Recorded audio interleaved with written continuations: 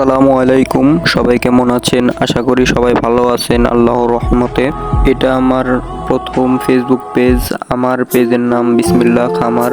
আমি এখন থেকে এই ফেসবুক পেজে নতুন নতুন খামার এবং দুধাল গরু বা ষাঁড় গরুর জন্য কি খাবার খাওয়া প্রয়োজন সেগুলো আপনাদের সামনে তুলে ধরবো ইনশাআল্লাহ। সবাই আমাকে সাপোর্ট করবেন ইনশাআল্লাহ। আজকে আপনাদের প্রথম ভিডিওতে দেখাবো কিভাবে সাইলেজ ঘাস রোপণ করতে হয় এবং কিভাবে কার্যযোগী করতে হয়, সেই প্রসেসই আজকে আপনাদের দেখাবো ইনশাআল্লাহ। এখন বর্ষার মৌসুম, তাই এমনি ঘাস অতটা পাওয়া যায় না, তাই একটু উঁচু স্থানে সাইলেজ ঘাস উৎপন্ন করতেছি। দুধাল গরু বা ষাঁড় গরুর জন্য সাইলেজ ঘাস অনেক উপকারী। এখান থেকে রাস্তা প্রায় 2 কিলোমিটার। তো আপনাকে দেখাতে যাচ্ছি ওই জায়গায় আমরা এখন যাব সাইলেজ গাছ রোপণ করতে। দেখতেই পাচ্ছেন আজকে ছিল একটু বৃষ্টি বৃষ্টি ভাব, আকাশের অবস্থা ছিল খুবই খারাপ। আপনারা জানেন যে বৃষ্টির সময়ে ঘাস ভালো হয় এবং সব ঘাসই ভালো হয়। বৃষ্টির পানিতে তাড়াতাড়ি বেড়ে ওঠে গাছ এবং বৃষ্টির সময় গাছ অনেক সুন্দর হয় এবং ভালো হয়। আমরা প্রায় অর্ধেকের বেশি রাস্তা চলে এসে গিয়েছি, আর 1 কিলোমিটার হবে, তাহলেই পৌঁছে যাব ইনশাআল্লাহ। আমাদের যাতায়াত পথে সহজ রাস্তা হচ্ছে ওইটা দেখতেই পাচ্ছেন, যেখানে পানি এসে ভরে গেছে। কিছুক্ষণ যেতে না যেতেই বৃষ্টি শুরু হয়ে গেছে, তাই ব্রিজের নিচে আশ্রয় নিলাম।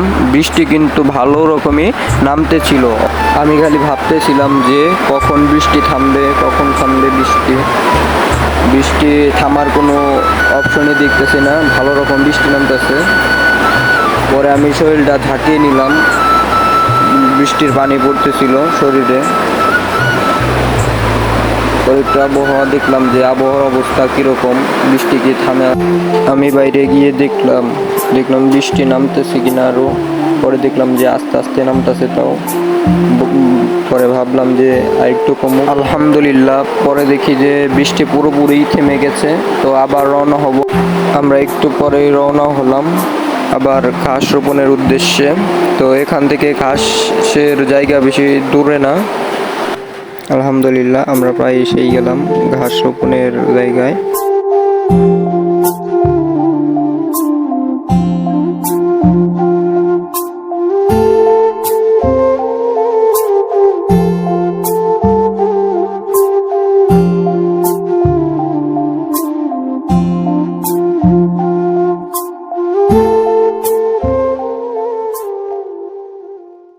এটা হচ্ছে সাইলেজ ঘাস রোপণের জায়গা। অবশেষে আমি সাইলেজ ঘাস রোপণ করতে শুরু করলাম।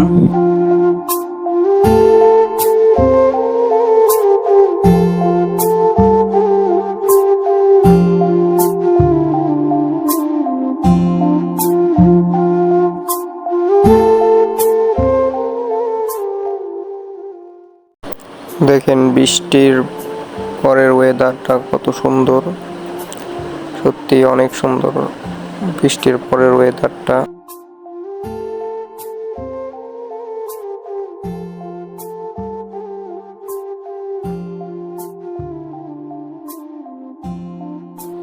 মাটি একটু শক্ত হওয়ায় কাঁচি ব্যবহার করতেছি।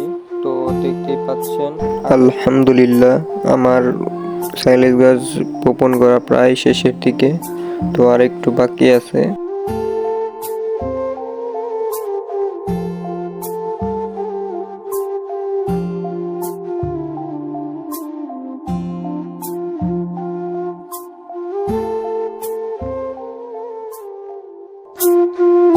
অবশেষে ঘাস রোপণ করা শেষ করলাম। এখন যাইতেছি গরুর জন্য কিছু ঘাস কাটতে, এমনি আর কি সাধারণত ঘাস কাটতে চলে যাচ্ছি,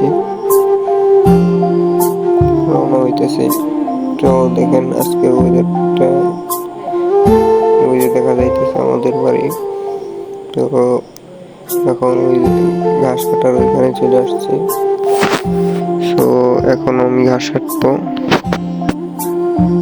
আমরা যতগুলি ঘাস এনেছিলাম আলহামদুলিল্লাহ ওগুলা সব বপন করা শেষ। দেখতে পাচ্ছেন কতটা সুন্দর। আরো কিছু বাকি আছে, ওগুলা 2-1 দিন পরে বপন করব, সেগুলো দেখাবো পরের ভিডিওতে। ভেবেছিলাম বৃষ্টি আবারও আসবে, কিন্তু না, আর আসেনি। আলহামদুলিল্লাহ আকাশটা পরিষ্কার হয়ে গেছে। এখন আমি গরুর জন্য ঘাস কাটতেছি। এগুলো এমনি ঘাস। অবশেষে ঘাস কাটা প্রায় শেষের দিকে। বানাবো। আপনাদের একটা প্রশ্ন থাকতে পারে, ভাই ঘাস এত অল্প কেন? আসলে আমার দুধাল গরু হচ্ছে একটা। গরুর বয়স 10 মাস। গরু আরও ছিল, সেগুলো বিক্রি করে ফেলেছি। ঘাস কাটা প্রায় এখন শেষ। এখন বাসার উদ্দেশ্যে রওনা হব। এই জায়গায় একটু পানি ছিল।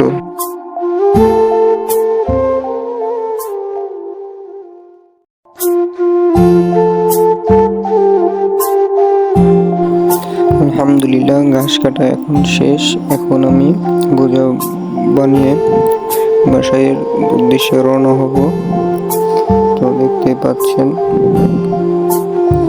এখন বোঝা উঠাবো। বোঝা উঠে বাসার দিকে রওনা হব। একটু পানি ছিল, যার কারণে একটু সমস্যার সম্মুখীন হইতে হয়েছে। তো আমি এখন বাসার উদ্দেশ্যে রওনা হইতেছি। এখন আবার 2 কিলোমিটার হাঁটতে হবে বাসার উদ্দেশ্যে। বর্ষা হলে এগুলো সবই ভরে যায়, তখন আর এখান দিয়ে যাতায়াত করা যায় না। আলহামদুলিল্লাহ প্রায় আমরা অর্ধেক রাস্তা চলে আসছি। আসলে কৃষিকাজ করতে এবং গরু বলতে আমি গরুর বাছুর পালতে স্বাচ্ছন্দ্য বোধ করি। আমরা ছেলে মানুষ, যার কারণে আমাদের কষ্ট করতেই হবে। আলহামদুলিল্লাহ প্রায় সব কাজই করতে পারি আলহামদুলিল্লাহ। অবশেষে প্রায় অনেকটা পথ চলে আসছি, প্রায় বাসার কাছাকাছি চলে আসছি।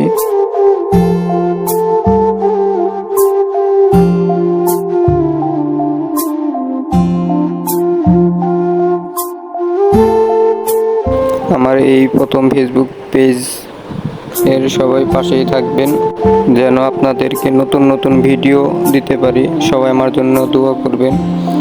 গরুর ঘরটা একটু নোংরা হয়ে গেছে, তাই একটু পরিষ্কার করার চেষ্টা করতেছি। দেখতে পাচ্ছেন কিভাবে পরিষ্কার করতেছি।